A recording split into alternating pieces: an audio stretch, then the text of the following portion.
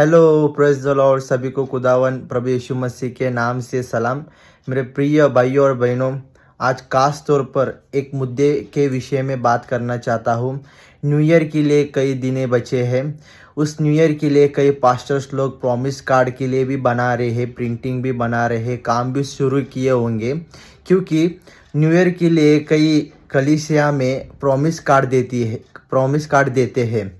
वो promise card इसीलिए देते कि इस साल में आप खुदा के लिए एक प्रॉमिस देना चाहिए। वो प्रॉमिस कार्ड देते हैं।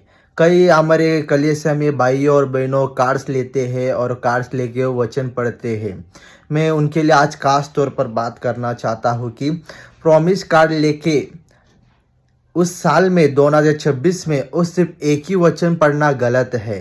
बाइबल कहता है कि भजन संहिता अध्याय 1 आयत 2 में ऐसे कहता है कि तुम नियम शास्त्र में रमो।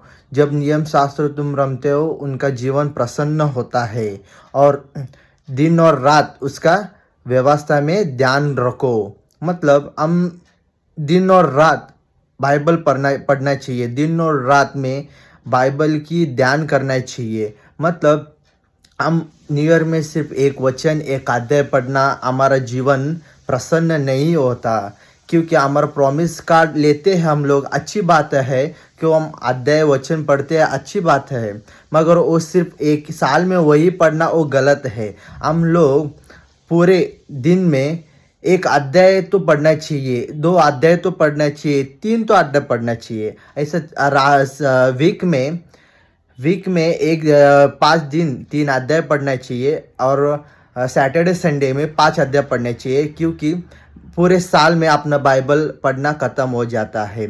हम वो सिर्फ न्यू ईयर के लिए एक ही प्रॉमिस कार्ड लेके अध्याय वचन पढ़ना गलत है। हम लोग पवित्र शास्त्र पूर्ण पढ़ना चाहिए, तभी हमको पता चलता है कि हमारे जीवन में हम कैसे चलना चाहिए, हमारा जीवन कैसे जीना चाहिए, प्रभु में कैसे चलना चाहिए, हमें पता चलता है। सिर्फ वो प्रॉमिस कार्ड लेके उसमें वचन पढ़ के वही हमारा जीवन है, वही हमारा प्रॉमिस है, ये सोचना गलत बात है।